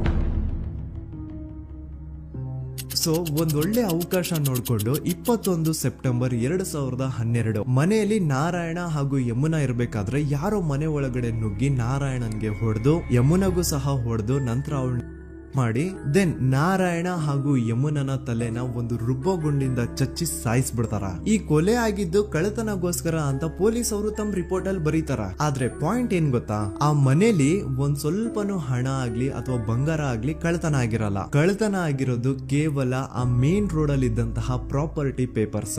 ಎಂತ ಕೋಇನ್ಸಿಡೆನ್ಸ್ ನೋಡಿ, ಯಾವ ಒಂದು ಜಮೀನಿನ ಪತ್ರ ನಾರಾಯಣ ಮನೆಯಿಂದ ಕಳ್ಳತನ ಆಗಿದ್ವೋ ಅದೇ ಒಂದು ಜಮೀನಲ್ಲಿ 10 ವರ್ಷ ಆದ ನಂತರ ಒಂದು ದೊಡ್ಡ ಹೋಟೆಲ್ ಸ್ಥಾಪನೆ ಆಗುತ್ತೆ ಅಂಡ್ ಆ ಹೋಟೆಲ್ ನ ಇನಾಗ್ರೇಷನ್ ಗೆ ಚಿಕ್ಕ ಗೌಡ್ರು ಬರ್ತಾರ. ಸೊ ಈಗೇನು ನಾರಾಯಣ ಹಾಗೂ ಯಮುನನ ಕೊಲೆ ಆಗಿದ್ಯೋ ಇದಾಗಿದ್ದು 20 ದಿನ ಆದ್ಮೇಲೆ ಸೌಜನ್ಯ ಜೊತೆ ಅಂತ ನಿರ್ದಯ ಘಟನೆ ಆಗಿದ್ದು. ಸೊ ಪೊಲೀಸ್ ಅವರು ಸೌಜನ್ಯ ಕೇಸಲ್ಲಿ ಸಂತೋಷ್ ರಾವ್ನ ಫಿಟ್ ಮಾಡೋದಲ್ದೆ ಈ ಒಂದು ನಾರಾಯಣ ಹಾಗೂ ಯಮುನಾ ಕೇಸಲ್ಲೂ ಸಹ ಸಂತೋಷ್ ರಾವ್ನೆ ಫಿಟ್ ಮಾಡಿರ್ತಾರ. ಇಲ್ಲಿ ಡೇಟ್ಸ್ ನ ಸ್ವಲ್ಪ ನೆನ್ಪಿಟ್ಕೊಳ್ಳಿ. ನಾರಾಯಣ ಹಾಗೂ ಯಮುನನ ಕೊಲೆ ಆಗಿದ್ದು 21 ಸೆಪ್ಟೆಂಬರ್ 2012 ಅಂಡ್ ಸಂತೋಷ್ ರಾವ್ ಧರ್ಮಸ್ಥಳ ಬಂದಿದ್ದು 9 ಅಕ್ಟೋಬರ್ 2012, 20 ದಿನ ಆದ್ಮೇಲೆ. ಸೊ ನಾರಾಯಣ ಹಾಗೂ ಯಮುನನ ಕೊಲೆ ಆದಾಗ ಊರಲ್ಲೇ ಇಲ್ದೆ ಎಲ್ಲೋ ಶೃಂಗೇರಿಯಲ್ಲಿ ಯಾವುದೋ ಒಂದು ಹೋಟೆಲ್ ಅಲ್ಲಿ ಕೆಲಸ ಮಾಡ್ತಿದ್ದಂತಹ ಸಂತೋಷ್ ರಾವ್ ಹೇಗೆ ಈ ಒಂದು ಕೇಸಲ್ಲಿ ಆರೋಪಿ ಆಗ್ತಾನೆ? ಸೊ ಇದೇ ಒಂದು ಪಾಯಿಂಟ್ ನ ನೋಟಿಸ್ ಮಾಡಿ ಗಿರೀಶ್ ಮುಟ್ಟಣ್ಣನವರು ಧರ್ಮಸ್ಥಳಕ್ಕೆ ಬಂದು ಸಂತೋಷ್ ನ ಲಾಯರ್ ಜೊತೆ ಡಿಸ್ಕಸ್ ಮಾಡ್ತಾರ. ದೆನ್ ಫೈನಲಿ ಏನೋ ತಪ್ಪು ಮಾಡದೆ ಸುಳ್ಳು ಆರೋಪಗಳಿಂದ ಕರಪ್ಟ್ ಪೊಲೀಸ್ ಆಫೀಸರ್ಸ್ ನ ಮಿಸ್ಲೀಡಿಂಗ್ ಇನ್ವೆಸ್ಟಿಗೇಷನ್ ಇಂದ ಸಂತೋಷ್ ರಾವ್ ತನ್ನ ಜೀವನದ 8-10 ವರ್ಷನ ಜೈಲಲ್ಲಿ ಕಳೆದು ಫೈನಲಿ ರಿಲೀಸ್ ಆಗ್ತಾನೆ. ಒಂಥರ ಈ ಕೇಸಿಂದ ಸಂತೋಷ್ ರಾವ್ನ ಇಡೀ ಲೈಫ್ ಸ್ಪಾಯ್ಲ್ ಆಗೋಯ್ತು. ಈಗ ಸಂತೋಷ್ ರಾವ್ ರಿಯಲ್ ಆರೋಪಿ ಅಲ್ಲ ಅಂತ ಕೋರ್ಟ್ ಅಲ್ಲಿ ಪ್ರೂವ್ ಆಯ್ತು. ಹಾಗಿದ್ರೆ ರಿಯಲ್ ಆರೋಪಿ ಯಾರು? ಪೊಲೀಸ್ ಅವರು ಯಾಕೆ ಕೇಸಲ್ಲಿ ಇಷ್ಟೊಂದು ಅನ್ಫೇರ್ ಇನ್ವೆಸ್ಟಿಗೇಷನ್ ಮಾಡಿದ್ರು? ಯಾರ ರಿಯಲ್ ಹೆಸರನ್ನ ಮುಚ್ಚಿಡ್ಲಿಕ್ಕೆ ಪೊಲೀಸ್ ಆಫೀಸರ್ಸ್ ಈ ಒಂದು ಕೇಸಲ್ಲಿ ಸಂತೋಷ್ ರಾವ್ನ ಸಿಗ್ಹಾಕ್ಸಿದ್ರು? ಇದೆಲ್ಲ ಥಿಂಕ್ ಮಾಡ್ತಾ ಹೋದ್ರೆ ನೋಡಿ ಆ ಊರಲ್ಲಿ ಆ ಪೊಲೀಸ್ ಆಫೀಸರ್ಸ್ಗೆ ಲಂಚ ಕೊಡೋಷ್ಟು, ಒಂದು ಪೊಲೀಸ್ ಇನ್ವೆಸ್ಟಿಗೇಷನ್ ನ ಸ್ಟಾಪ್ ಮಾಡೋಷ್ಟು ಅಥವಾ ಇನ್ವೆಸ್ಟಿಗೇಷನ್ ನ ಮಿಸ್ಲೀಡ್ ಮಾಡೋಷ್ಟು ಇನ್ಫ್ಲುಯೆನ್ಸ್ ಆಗ್ಲಿ, ಪವರ್ ಆಗ್ಲಿ ಅಥವಾ ಮನಿ ಆಗ್ಲಿ ಊರಿನ ಗೌಡ್ರ ಹತ್ರ ಮಾತ್ರ ಇದ್ದಿದ್ದು. ಸೊ ಈಗ ಸಂಶಯದ ಮುಳ್ಳು ಗೌಡ್ರ ಕಡೆ ತಿರುಗುತ್ತಾ. ನೋಡಿ ಪೊಲೀಸ್ ಅವರು ಸುಮ್ನೆ ಸಂತೋಷ್ ರಾವ್ನ ನಾರಾಯಣ ಹಾಗೂ ಯಮುನಾ ಕೇಸಲ್ಲಿ ಫಿಟ್ ಮಾಡಿದ್ರು. ಈಗ ಆ ಒಂದು ಕೊಲೆ ಪ್ರಕರಣಕ್ಕೂ ಸಂತೋಷ್ ರಾವ್ಗೂ ಏನು ಸಂಬಂಧನೇ ಇರ್ಲಿಲ್ಲ. ಹಂಗೆ ಥಿಂಕ್ ಮಾಡಿ ನಾರಾಯಣ ಸತ್ರೆ ಅಥವಾ ಅವನ ತಂಗಿ ಯಮುನಾ ಸತ್ರೆ ಯಾರಿಗ ಅಡ್ವಾಂಟೇಜ್ ಆಗುತ್ತೆ? ಊರಿನ ಗೌಡ್ರಿಗೆ, ಯಾಕಂದ್ರೆ ಅವ್ರಿಗ ಜಮೀನ್ ಸಿಗುತ್ತಾ. ಸೊ ಈಗ ನಾರಾಯಣ ಹಾಗೂ ಯಮುನಾ ಕೇಸಲ್ಲಿ ಸಂತೋಷ್ ರಾವ್ ಆರೋಪಿ ಅಲ್ಲ ಅಂತ ಪ್ರೂವ್ ಆದ್ಮೇಲೆ ಹಾಗಿದ್ರೆ ಆ ಕೊಲೆ ಮಾಡ್ದವ್ರು ಯಾರು ಅಂತ ಹಾಗೆ ಥಿಂಕ್ ಮಾಡಿದ್ರೆ ಗಿರೀಶ್ ಮುಟ್ಟಣ್ಣನವರಿಗೆ ಆ ಊರಿನ ಗೌಡ್ರ ಮೇಲೆ ಡೌಟ್ ಬರುತ್ತೆ. ಅದೇ ಒಂದು ಡೌಟ್ ಅಲ್ಲಿ ಗಿರೀಶ್ ಮುಟ್ಟಣ್ಣನವರು ಮಹೇಶ್ ತಿಮ್ರೊಡ್ಡಿ ಅಂತ ಇನ್ನೊಬ್ರ ಜೊತೆ ಸೇರ್ಕೊಂಡು ಈ ಹಿಂದೆ ಆ ಒಂದು ಊರಲ್ಲಿ ಆ ಧರ್ಮಸ್ಥಳದಲ್ಲಿ ಈ ಊರಿನ ಗೌಡ್ರು ಯಾವ್ದಾವ್ದೆಲ್ಲ ಕ್ರೈಮ್ ಗಳು ಮಾಡಿದಾರೆ ಅಂತ ಊರಿನ ಜನರಿಂದ ತಿಳ್ಕೊತಾರ. ನಂತರ ಆ ಊರಿನ ಜನ ಯಾವ್ದಾವ್ದೆಲ್ಲ ಮ್ಯಾಟರ್ಸ್ ಹೇಳಿದ್ರು ಆ ಕೇಸ್ ಫೈಲ್ಸ್ ನೆಲ್ಲ ತಿರುಗಿಸಿ ಮುರುಗಿಸಿ ನೋಡಿದಾಗ ನೀವು ನಂಬಲ್ಲ, ಸೌಜನ್ಯ ಕೇಸ್ ಏನೇನು ಅಲ್ಲ, ಅದಕ್ಕಿಂತ ಭೀಕರ ಕೊಲೆಗಳು ಧರ್ಮಸ್ಥಳದಲ್ಲಿ ಆಗಿವೆ ಅಂಡ್ ಎಲ್ಲಾ ಕೊಲೆಗಳ ಹಿಂದೆ ಗೌಡ್ರು ಕುಟುಂಬದ್ದೇ ಕೈ ಇದೆ ಅಂತ ಎದ್ದು ಕಾಣಿಸುತ್ತೆ. 1977 ವೇದಾವಲ್ಲಿ ಕೇಸ್. ಧರ್ಮಸ್ಥಳ ಹತ್ತಿರ SDM ಪ್ರೈಮರಿ ಅಂಡ್ ಹೈಸ್ಕೂಲ್ ಅಂತ ಒಂದು ಸ್ಕೂಲ್ ಇರುತ್ತೆ ಅಂಡ್ ಈ ಒಂದು ಪ್ರೈವೇಟ್ ಸ್ಕೂಲ್ ಬೇರೆ ಯಾರ್ದು ಅಲ್ಲ, ಆ ಗೌಡ್ರು ಕುಟುಂಬದ. ಈ ಸ್ಕೂಲ್ ಅಲ್ಲಿ 1977 ಅಲ್ಲಿ ವೇದಾವಲ್ಲಿ ಅಂತ ಒಬ್ರು ಟೀಚರ್ ವರ್ಕ್ ಮಾಡ್ತಿರ್ತಾರ. ವೇದಾವಲ್ಲಿ ಆ ಟೀಚರ್ ಜಾಬ್ ಗೆ ತುಂಬಾನೇ ಓವರ್ ಕ್ವಾಲಿಫೈಡ್. ಅವರ ಕ್ವಾಲಿಫಿಕೇಶನ್ಸ್ ನ ಗಮನದಲ್ಲಿ ಇಟ್ಕೊಂಡ್ರೆ ಅವ್ರಿಗೆ HM ಅಥವಾ ಪ್ರಿನ್ಸಿಪಲ್ ನ ಪೋಸ್ಟ್ ಸಿಗ್ಬೇಕು. ಆದ್ರೂ ಸಹ ವೇದಾವಲ್ಲಿ ಆಸ್ ಎ ಟೀಚರ್ ಆಗಿನೇ ಕೆಲಸ ಮಾಡ್ಕೊಂಡು ಹೋಗ್ತಿರ್ತಾರ. ಒಮ್ಮೆ ಏನಾಗುತ್ತೆ, ಸ್ಕೂಲ್ ಅಲ್ಲಿ ಪ್ರಿನ್ಸಿಪಲ್ ನ ಪೋಸ್ಟ್ ಖಾಲಿ ಆಗುತ್ತೆ ಅಂಡ್ ಆ ಒಂದು ಪೋಸ್ಟ್ ಗೆ ಎಲ್ರು ಏನ್ ಅನ್ಕೊಳ್ತಾರೆ, ವೇದಾವಲ್ಲಿನೇ ಸೆಲೆಕ್ಟ್ ಮಾಡೋದು ಅಂತ. ಆದ್ರೆ ವೇದಾವಲ್ಲಿಯ ಕ್ಯಾಸ್ಟ್ ಬೇರೆ ಇದೆ ಅನ್ನೋ ಒಂದೇ ಒಂದು ಕಾರಣಕ್ಕೆ ಆ ಪ್ರಿನ್ಸಿಪಲ್ ನ ಪೋಸ್ಟ್ ವೇದಾವಲ್ಲಿಗೆ ಸಿಗದೆ ಬೇರೆ ಯಾರನ್ನೋ ತಂದು ಕೂರಿಸ್ಬಿಟ್ಟಿರ್ತಾರ. ಇದರಿಂದ ಟೀಚರ್ ವೇದಾವಲ್ಲಿಗೆ ತುಂಬಾ ಕೋಪ ಬಂದು ಅವ್ರ ಸ್ಕೂಲ್ ಮುಂದೆ ಪ್ರೊಟೆಸ್ಟ್ ಮಾಡೋದ್ ಸ್ಟಾರ್ಟ್ ಮಾಡ್ತಾರ ಅಂಡ್ ಈ ವಿಷಯ ಸ್ಕೂಲ್ ನ ಓನರ್ಸ್ ಗೆ ಇಷ್ಟ ಆಗಲ್ಲ. ಸೊ ಅವರು ಆ ಕೋಪನ ಹಾಗೆ ಮನ್ಸಲ್ಲಿ ಇಟ್ಕೊಂಡಿರ್ತಾರ. ಒಮ್ಮೆ ಏನಾಗುತ್ತೆ, ಸ್ಕೂಲ್ ರಜೆ ಇರುತ್ತೆ, ವೇದಾವಲ್ಲಿ ಮನೇಲಿ ಇರ್ತಾರ ಅಂಡ್ ಅವ್ರ ಹಸ್ಬೆಂಡ್ ಡಾಕ್ಟರ್ ಅರ್ಳೆ ಅವ್ರಿಗೆ ಯಾವ್ದೋ ಬೇರೆ ಊರಲ್ಲಿ ಒಂದು ಕಾಲೇಜ್ ಅಲ್ಲಿ ಸೆಮಿನಾರ್ ಏನೋ ಇರುತ್ತೆ. ಸೊ ಅವರು ಅಲ್ಲಿಗೆ ಹೋಗಿರ್ತಾರೆ. ಈಗ ಮನೇಲಿ ಇರೋದು ವೇದಾವಲ್ಲಿ ಒಂದೇ. ಇದೇ ಒಂದು ಅವಕಾಶನ ನೋಡ್ಕೊಂಡು ಯಾರೋ ವೇದಾವಲ್ಲಿ ಅವ್ರ ಮನೆಗ್ ನುಗ್ಗಿ ವೇದಾವಲ್ಲಿಗೆ ಹೊಡೆದು ನಂತರ ಅವ್ರನ್ನ ಜೀವಂತವಾಗಿ ಸುಟ್ಬಿಡ್ತಾರ. ಸ್ವಲ್ಪ ಹೊತ್ತು ನಂತರ ರಾತ್ರಿ ಆಗ್ತಿದ್ದಂಗೆ ಡಾಕ್ಟರ್ ಅರ್ಳೆ ಅವರು ಮನೆಗೆ ವಾಪಸ್ ಬರ್ತಾರೆ ಅಂಡ್ ಮನೆ ಒಳಗಡೆ ಬಂದ್ ನೋಡಿದ್ರೆ ವೇದಾವಲ್ಲಿ ಅವರು ಸತ್ ಹೋಗಿ ಅವರ ಬಾಡಿ ಸುಟ್ ಹೋಗಿ ನೆಲದ ಮೇಲೆ ಬಿದ್ದಿದೆ. ಹೆಂಡತಿನ ಕಳ್ಕೊಂಡಿರುವಂತಹ ದುಃಖನ ಸೈಡ್ಗೆ ಇಟ್ಟು ಡಾಕ್ಟರ್ ಅರ್ಳೆ ಅವರು ಮೊದ್ಲು ಪೊಲೀಸ್ ಸ್ಟೇಷನ್ ಹೋಗ್ಬಿಟ್ಟು ನಮ್ ಮನೆಗೆ ನಾನು ಇಲ್ದೇ ಇರುವಂತಹ ಸಮಯನ ನೋಡ್ಕೊಂಡು ಯಾರೋ ಮನೆ ಒಳಗಡೆ ನುಗ್ಗಿ ನನ್ನ ಹೆಂಡತಿನ ಹೊಡೆದು ನಂತರ ಅವಳನ್ನ ತುಂಬಾ ಭೀಕರವಾಗಿ ಸಾಯಿಸಿದ್ದಾರೆ ಅಂತ ಪೊಲೀಸ್ ಅವ್ರಿಗೆ ರಿಪೋರ್ಟ್ ಕೊಡಕ್ ಹೋದ್ರೆ ಅಲ್ಲಿ ಪೊಲೀಸ್ ಅವರು ಉಲ್ಟಾ ಡಾಕ್ಟರ್ ಅರ್ಳೆ ಮೇಲೆನೆ FIR ಬರ್ದು ನೀನೇ ನಿನ್ ಹೆಂಡತಿನ ಸಾಯಿಸಿದ್ಯಾ, ನಾಟಕ ಮಾಡಬೇಡ ಅಂತ ಅವ್ರನ್ನೇ ಅರೆಸ್ಟ್ ಮಾಡ್ಬಿಡ್ತಾರ. ನಂತರ 2-3 ವರ್ಷ ಜೈಲಲ್ಲೇ ಇದ್ದು ಡಾಕ್ಟರ್ ಅರ್ಳೆ ಅವರು ತಮ್ಮ ಫ್ರೆಂಡ್ಸ್ ಅಂಡ್ ಫ್ಯಾಮಿಲಿ ಮೂಲಕ ಎವಿಡೆನ್ಸ್ ನೆಲ್ಲ ಕಲೆಕ್ಟ್ ಮಾಡಿಸಿ ತಾನ ಕೊಲೆನ ಮಾಡಿಲ್ಲ, ತಾನ್ ತನ್ನ ಹೆಂಡತಿನ ಸಾಯಿಸಿಲ್ಲ ಅಂತ ಕೋರ್ಟ್ ಅಲ್ಲಿ ಪ್ರೂವ್ ಮಾಡ್ಕೊಂಡು ಜೈಲಿಂದ ರಿಲೀಸ್ ಆಗ್ತಾರ. ಸೊ ಈಗ ಡಾಕ್ಟರ್ ಅರ್ಳೆ ಅವರು ಈ ಒಂದು ಕ್ರೈಮ್ ನ ಮಾಡಿಲ್ಲ ಅಂತಂದ್ರೆ ವೇದಾವಲ್ಲಿನ ಅಷ್ಟು ಭೀಕರವಾಗಿ ಸಾಯಿಸಿದವ್ರು ಯಾರು, ಈ ವಿಷಯ ಇವತ್ತಿನವರೆಗೂ ಗೊತ್ತಾಗಿಲ್ಲ.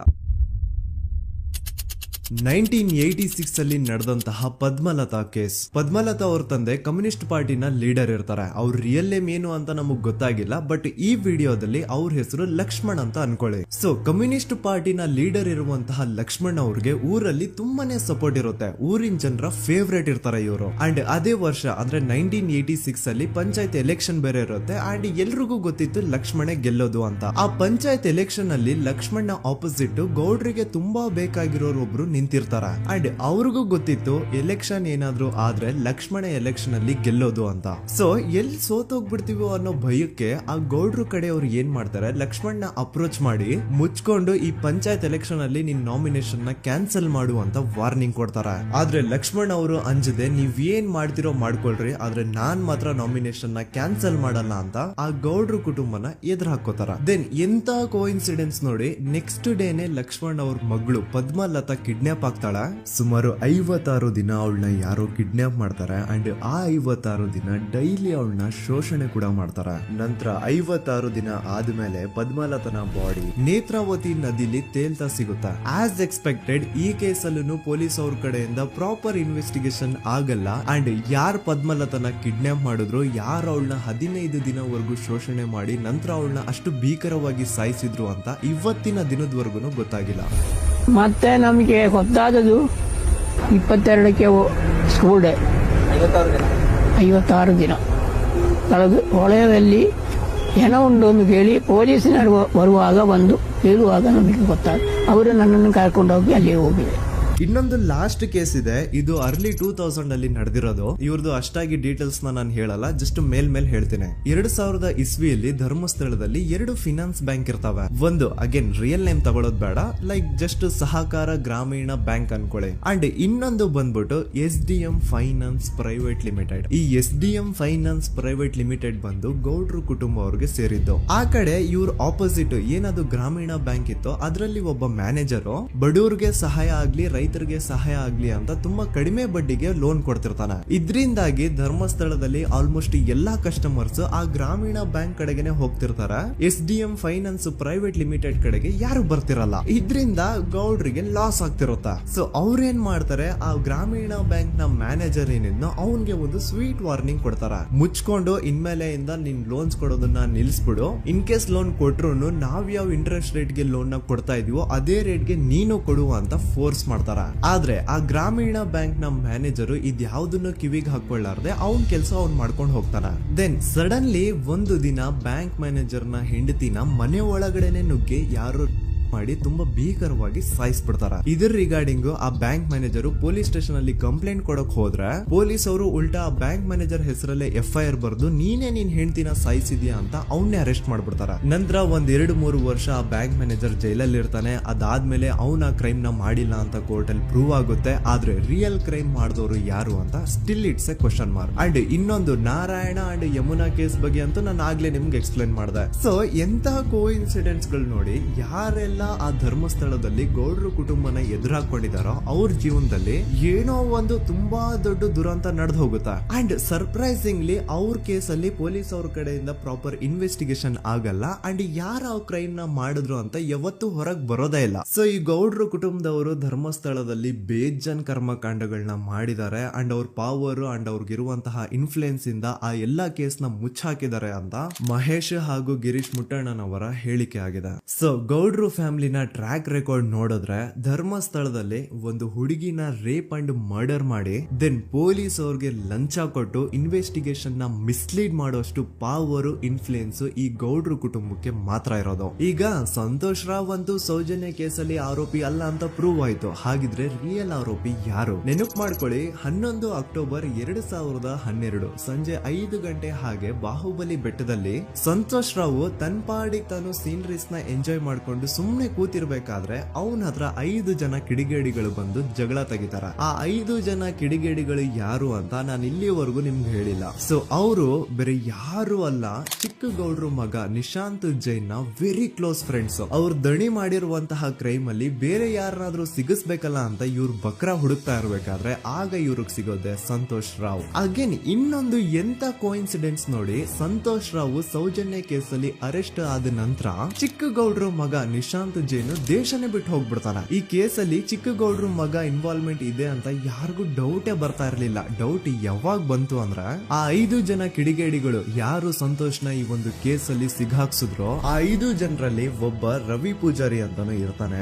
ಅವನ್ಗೆ ತಾನು ತಪ್ಪು ಮಾಡಿದೀನಿ ಅಂತ ಗಿಲ್ಟ್ ಕಾಡುತ್ತೋ ಅಥವಾ ಬೇರೆ ಏನೋ ಗೊತ್ತಿಲ್ಲ, ಆದ್ರೆ ಅವನೇ ಸ್ವತಃ ಪೊಲೀಸ್ ಅವ್ರ ಹತ್ರ ಹೋಗ್ಬಿಟ್ಟು ಸೌಜನ್ಯ ಕೇಸಲ್ಲಿ ನಿಜವಾದ ಆರೋಪಿ ಸಂತೋಷ್ ಅಲ್ಲ ಕಂಡ್ರು, ಅವನ್ನ ಸುಮ್ನೆ ಸಿಗಾಕ್ಸಿರೋದಷ್ಟೇ, ನಿಜವಾದ ಆರೋಪಿಗಳು ಚಿಕ್ಕ ಗೌಡ್ರು ಮಗ ನಿಶಾಂತ್ ಜೈನ್ ಅಂಡ್ ಅವನ್ ಫ್ರೆಂಡ್ಸ್ ಸೂರಜ್, ಕಿರಣ್ ಅಂಡ್ ಕಣ್ಮಣಿ ಅಂತ. ಈ ಎಲ್ಲಾ ವಿಷಯನ ರವಿ ಪೂಜಾರಿ ಪೊಲೀಸ್ ಅವ್ರಿಗೆ ತಿಳಿಸ್ತಾನೆ. ಅಗೇನ್ ಎಂತ ಒಂದು ಕೋಇನ್ಸಿಡೆನ್ಸ್ ನೋಡಿ, ಈ ವಿಷಯಗಳನ್ನ ಊರಿನ ಜನರು ಮುಂದೆ ಹೇಳಿದಂತಹ ರವಿ ಪೂಜಾರಿ ಆಕಸ್ಮಿಕವಾಗಿ ಸತ್ತು ಹೋಗ್ಬಿಡ್ತಾನ. ಇವನು ಹೇಳಿದ್ದು ನಿಜ ಅಂತ ಜನರಿಗೆ ಯಾವಾಗ ಕನ್ಫರ್ಮ್ ಆಗುತ್ತೆ ಅಂದ್ರೆ ಸೌಜನ್ಯಗೆ ತುಂಬಾ ಹತ್ರವಾದವ್ರು ಒಬ್ರು ಯಶೋಧ ಅನ್ನೋರು ಕೋರ್ಟ್ ಅಲ್ಲಿ ಬಂದ್ಬಿಟ್ಟು ಸೌಜನ್ಯ ಕೊಲೆ ಆಗಿದ್ದ ದಿನ ಆ ಒಂದು ಸ್ಪಾಟ್ ಅಲ್ಲಿ ನಾನು ಈ 3 ಜನರನ್ನ ನೋಡಿದ್ದೆ ಅಂತ ಸಾಕ್ಷಿ ಹೇಳ್ತಾರ.